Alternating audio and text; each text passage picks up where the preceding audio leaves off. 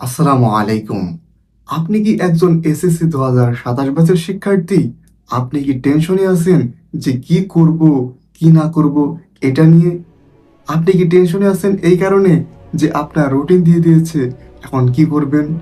সারা বছর পড়াশোনা করেননি, এখন কি করবেন? এইটা নিয়ে নানা টেনশন, কি করব কিছুই বুঝতে পারছি না।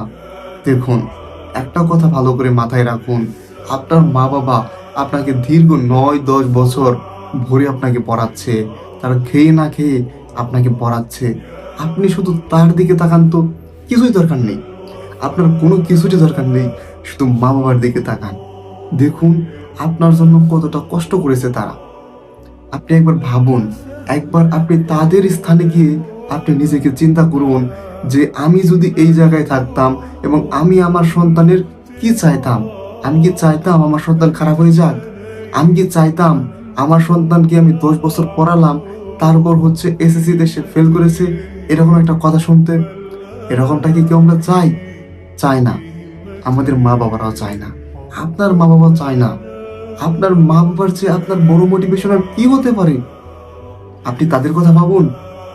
আপনি দেখুন, যখন পাশের বাড়ির একটা ছেলে A+ পাবে বা ভালো একটা রেজাল্ট করবে, তখন যখন সে আপনার মা বাবার সামনে এসে বলবে আমার সন্তানটা অমুক রেজাল্ট করেছে, যখন মিষ্টি নিয়ে আসবে, তখন আপনি একবার ভাবুন আপনার মা বাবার মধ্যে কতটুকু দুঃখ লাগবে আপনি যদি খারাপ রেজাল্ট করুন।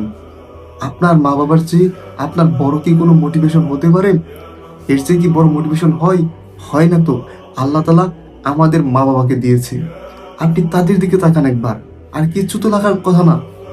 আপনি পড়াশোনা করুন। এখন না পড়াশোনা করলে কখন কখন করবেন? কিভাবে করবেন? একবার ভাবুন। আপনি আরেকবার চিন্তা করুন, আজকে আমার রেজাল্ট দিয়ে দিয়েছে এবং রেজাল্টে আমার বুকটা ধুকপুক ধুকপুক করছে, চারদিকে সবাই আমাকে ফোন করছে এবং জীবনের সবচেয়ে বড় পাবলিক পরীক্ষা, সবাই বলছে যে এই তোর কি রেজাল্ট হলো, কি রেজাল্ট হলো। আমার বুকের মধ্যে এখনো ধুকু করতেছে, কি হবে আমি জানি না। খুব ভয় নিয়ে আমি মোবাইলটা খুললাম। মোবাইলটা খোলার পরে আমি আমার রেজাল্ট দেখার জন্য সার্চ করলাম। খুবই মনে ভয় করতেছে। তারপরে যখন সার্চ করলাম, তারপর যখন আমার রেজাল্টটা দেখলাম, আমার মনে খুশি হয়ে গেল এবং আমি আলহামদুলিল্লাহ বলে আল্লাহ তাআলার সেজদায় লুটিয়ে পড়িয়া গেলাম। হ্যাঁ, আমার রেজাল্ট এসেছে A+, আমার রেজাল্ট এসেছে গোল্ডেন A+। এরকম একটা যদি রেজাল্ট আপনি দেখুন, তাহলে বলুন তো আপনার কি মনে কি খুশি লাগবে না? অবশ্যই খুশি লাগবে। সেজন্য কি করতে হবে? ভালো করে পড়াশোনা করতে হবে।